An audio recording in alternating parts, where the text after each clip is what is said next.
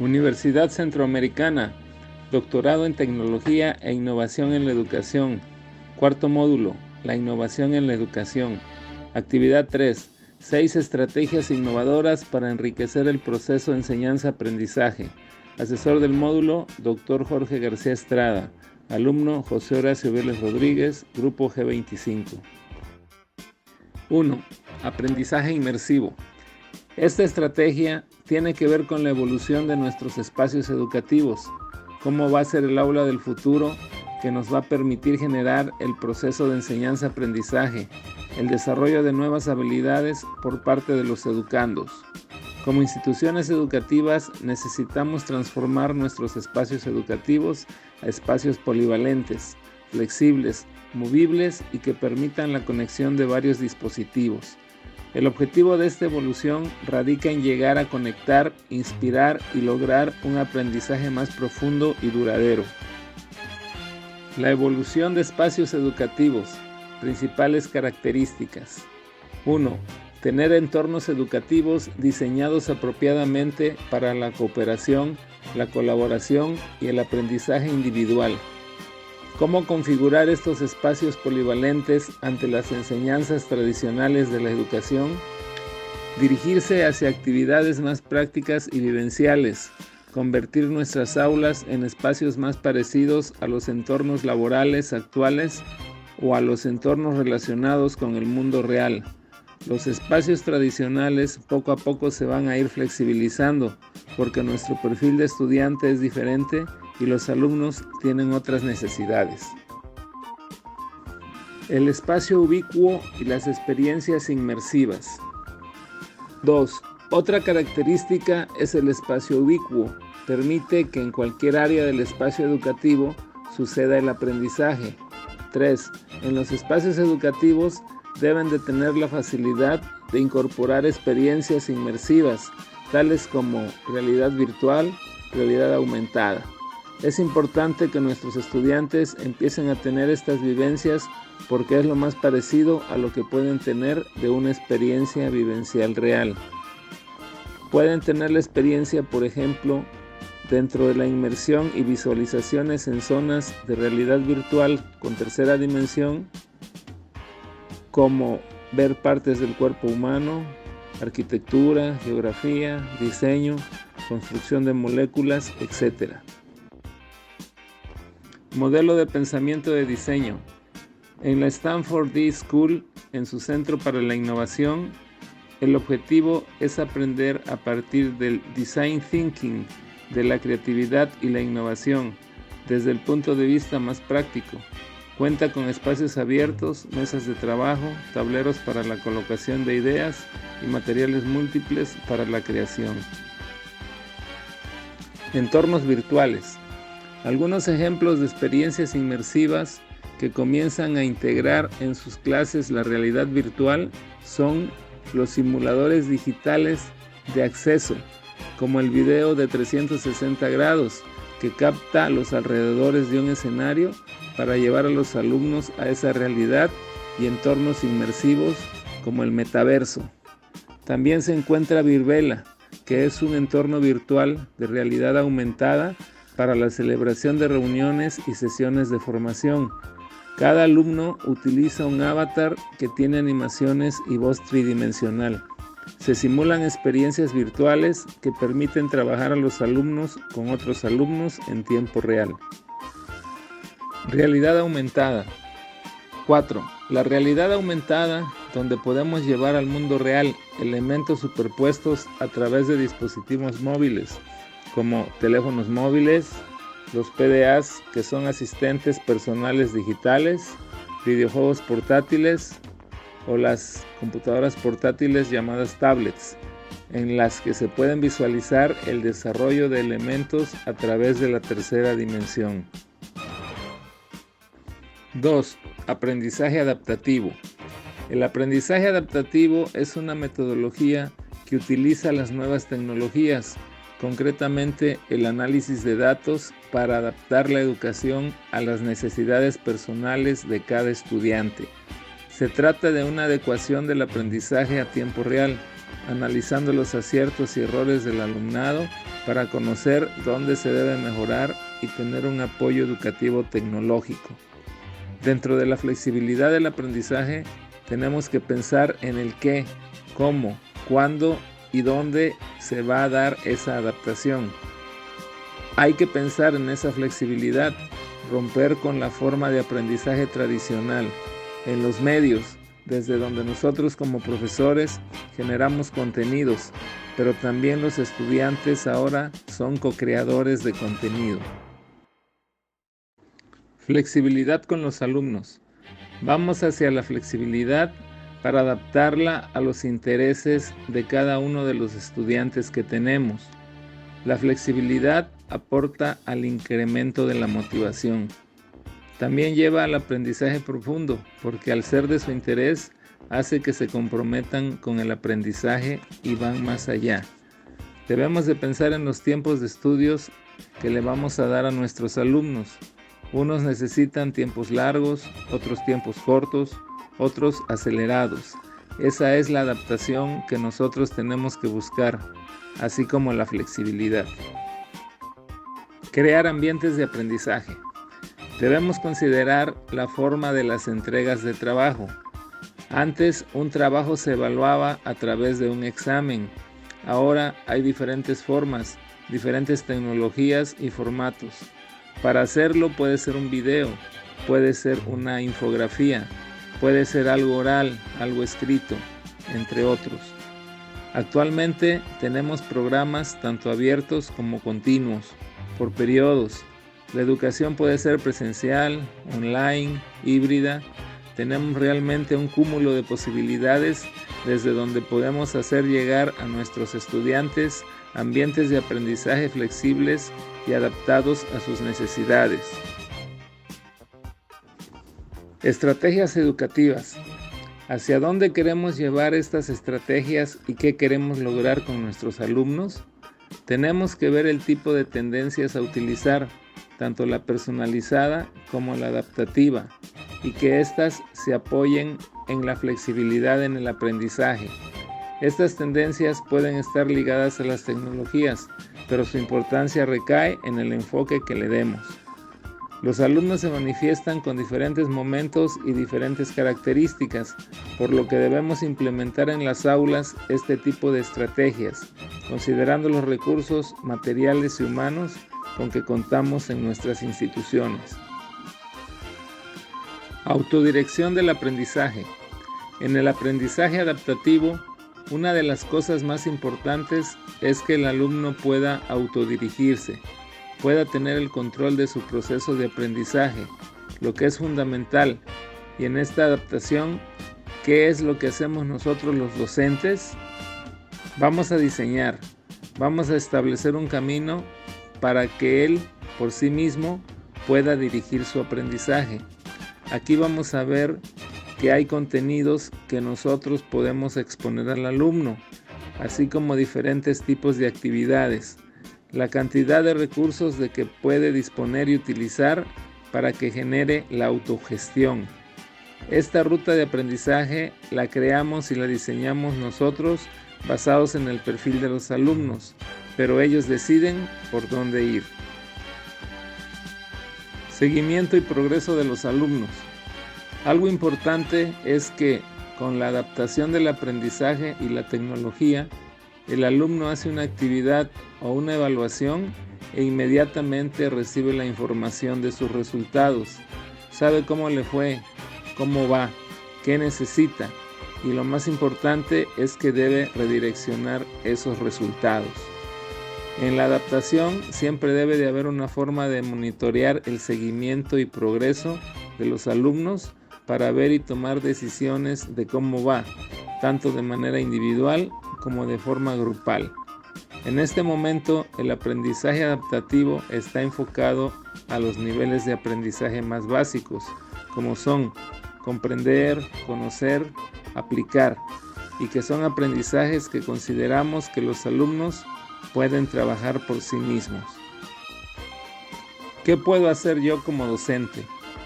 Puedo combinar una parte que sea adaptativa y por otro lado puedo hacer mi clase activa, donde se le pueden presentar a los alumnos casos prácticos a resolver.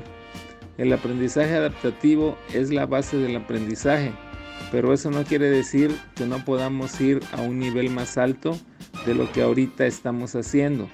La tecnología y tal vez el perfil de los alumnos nos lleva a que lo trabajemos en esos niveles. Los conocimientos que se utilizan para el aprendizaje adaptativo son aquellos que son repetitivos, que tienen respuesta inmediata y una respuesta única también.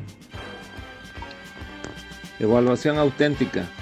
La evaluación auténtica consiste en evaluar el aprendizaje contextualizado a través de situaciones relevantes en la vida real y que los estudiantes resuelvan problemas significativos de naturaleza compleja. ¿Cuáles son nuestras responsabilidades como docentes? Diseñar experiencias de aprendizaje que sean creativas, basadas en situaciones reales. Tenemos que demandar al estudiante que resuelva activamente tareas complejas y auténticas para solucionar dichos problemas, enfrentarlo con lo que va a vivir al término de sus estudios. Debemos desempeñar tareas que traspasen, que trasciendan los muros escolares y el salón de clases, que sean ya simuladas o en entornos reales. La evaluación auténtica es evaluar el aprendizaje de manera contextualizada a través de situaciones reales. ¿Qué elementos integran la evaluación auténtica? 1. Un sentido de reto. Los estudiantes actuales se sienten atraídos hacia cuestiones que les presentan un reto. Entonces, nuestras actividades, nuestras evaluaciones, tienen que tener un sentido de reto, tienen que tener un resultado tangible, ya sea durante el desempeño o como producto final. 2. Lo más importante es que transfieran lo que aprendieron, que lleven ese conocimiento a la práctica, que les permita tener procesos de metacognición, de autorreflexión. 3. La retroalimentación constante que estamos dando como docentes es parte importante de los procesos de evaluación formativa. Cuando observamos que están desarrollando sus actividades, sus evaluaciones, que ve el valor de la colaboración, el valor de compartir los aprendizajes, construir juntos, co-crear, esos son los elementos generales. Estrategias de evaluación. Una competencia se construye de conocimientos, habilidades, actitudes y van desde el saber hasta el hacer. Puedo iniciar con actividades que me permitan que el estudiante demuestre su conocimiento, su actitud, a través de ensayos, exámenes, mapas. Pero si quiero que ellos me demuestren que saben cómo hacerlo, que lo hacen, su desempeño, su ejecución, se pueden integrar estrategias que van más en el nivel de autenticidad, como son retos, creación de portafolios, simuladores virtuales, escenarios situados, entre otros. Integrar tecnología de vanguardia. Es importante integrar desde las instituciones tecnología de vanguardia a esta evaluación auténtica. 1. Porque la innovación educativa beneficia a los procesos de enseñanza-aprendizaje. 2. Porque con la tecnología de vanguardia se han visto grandes beneficios. Con la tecnología de vanguardia se están promoviendo el aprendizaje adaptativo, la realidad extendida, los simuladores virtuales y la inteligencia artificial.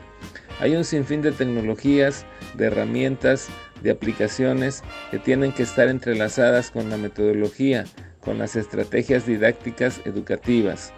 No solo debemos evaluar con exámenes, sino con todos estos recursos que tenemos a la mano para avanzar en nuestros procesos de enseñanza-aprendizaje. Evaluación vivencial inmersiva.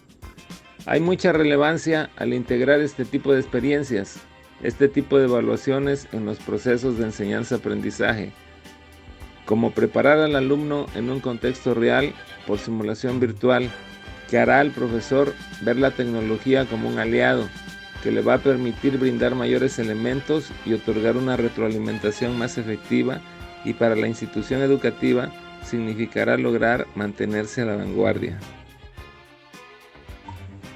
4. Conexión socioemocional.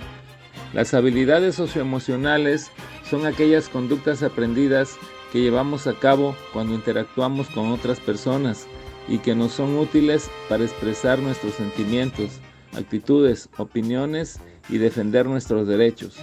Entre ellas podemos destacar el autoconocimiento, la empatía, la capacidad de colaborar con los demás. ¿Cómo hacer evaluaciones más auténticas y que vayan más allá de demostrar solo conceptos? Los principios de la UNESCO nos piden que cuidemos la parte del Wellness Education para lograr conexiones socioemocionales con nuestros alumnos. El perfil de ingreso que actualmente tenemos en el país, desde preescolar hasta posgrado, tiene la característica en común de que los alumnos necesitan sentirse motivados y comprometidos con su aprendizaje para poder aprender. El cerebro y las emociones. El cerebro aprende si hay emoción. Ese sería el principal elemento a destacar. Por eso es importante que busquemos en los procesos de enseñanza-aprendizaje que haya conexiones emocionales en los nuevos contextos educativos que nos piden considerar las emociones, la salud mental, que hay que cuidar mucho en nuestras aulas y las instituciones educativas. Debemos también tener en cuenta que para almacenar información en nuestro cerebro necesitamos que existan conexiones emocionales. 8 principios de la neuroeducación.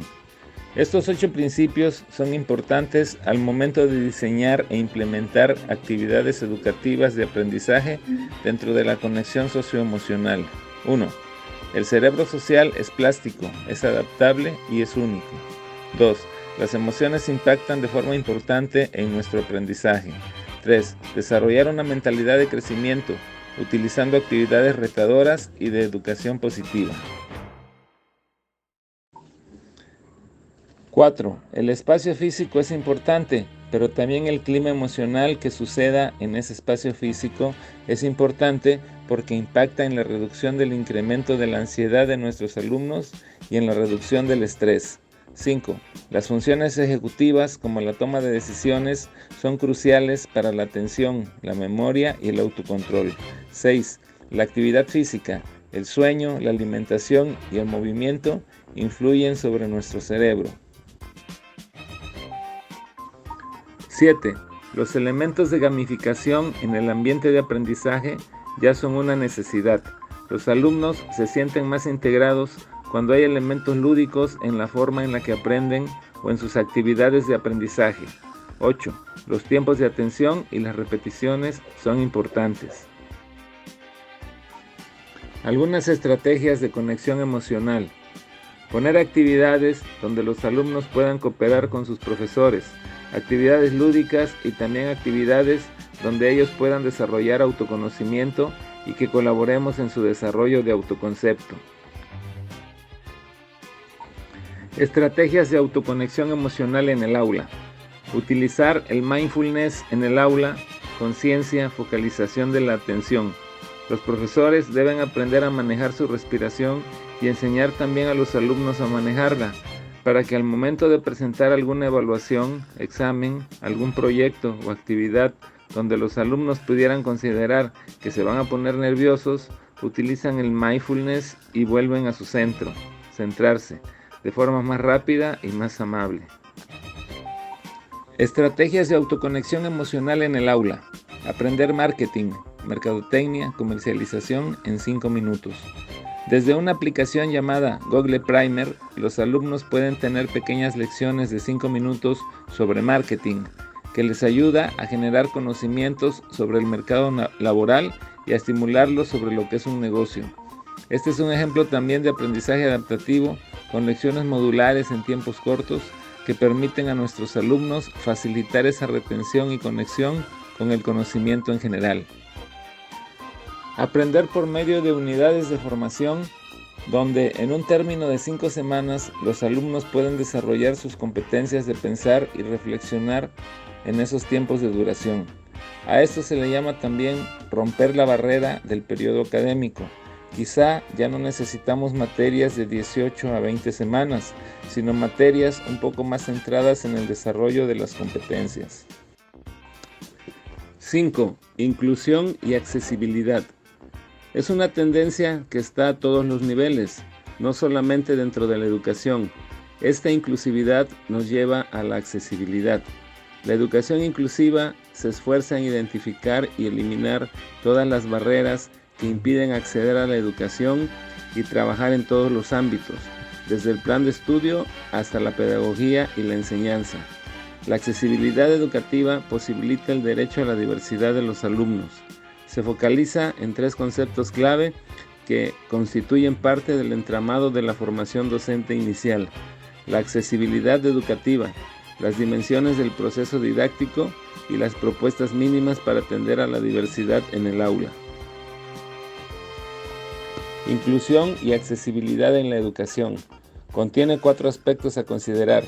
Primero, la igualdad.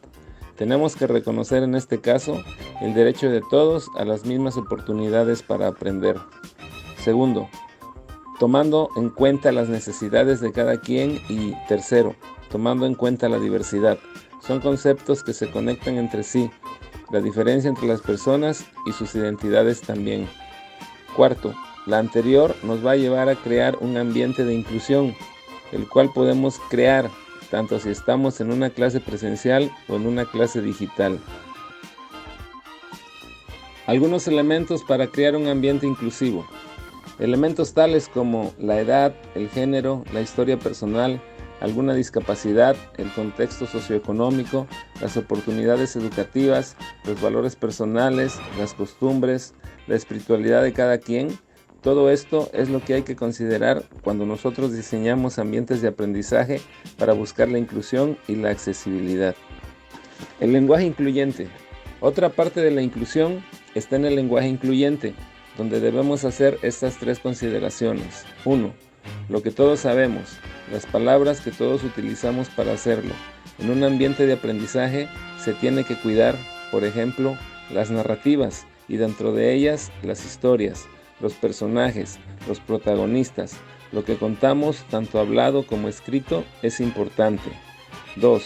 Otro son las imágenes, que nos dan una vista de una percepción, y si yo las utilizo en mi discurso, debo tratar de considerar a todos los que observan para no dejarlos fuera. 3. El aprendizaje digital. También existe para la accesibilidad.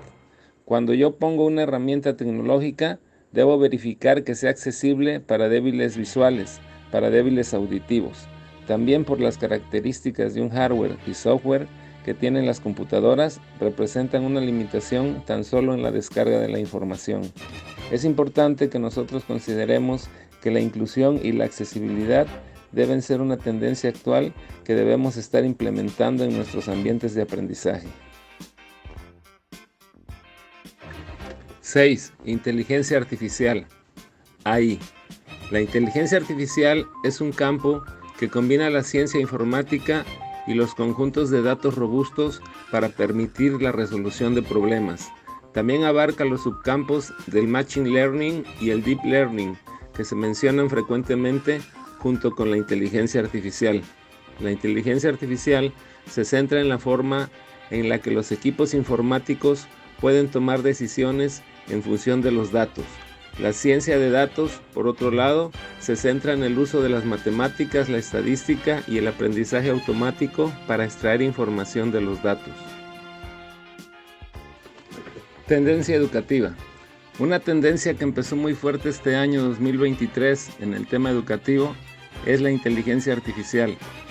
No es algo nuevo que no hayamos escuchado, pero sí entra muy fuerte, pues estas tecnologías que vienen a optimizar, vienen a ejecutar tareas cognitivas de manera automatizada y empiezan a verse como herramientas de nueva generación que empiezan a hacer cosas que antes creíamos casi imposibles. Cosas que con simplemente darle un texto, una indicación, te sacan ilustraciones, fotografías, guiones, ensayos, etc. El ChatGPT. Empezamos a escuchar sobre herramientas que nos están empezando a dejar atrás. Una de las principales herramientas que ha alcanzado más controversia es el ChatGPT, que es capaz de escribir ensayos, escribir poemas. Se le pide que haga un guión que incluya tal tema y tales características y te lo entrega en segundos.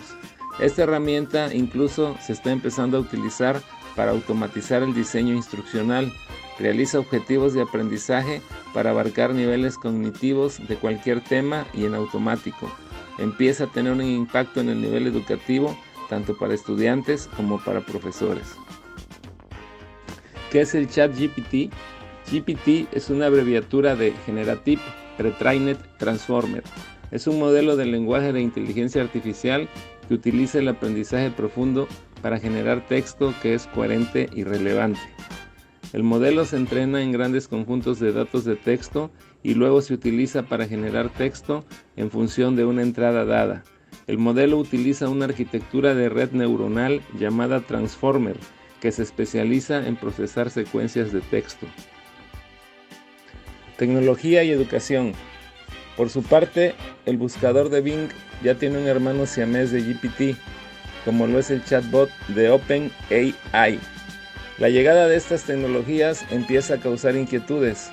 En el ámbito educativo, la inquietud principal es la integridad académica, el impacto que pueda llegar a tener esta tecnología en lo académico y la pertinencia de su uso en el aprendizaje.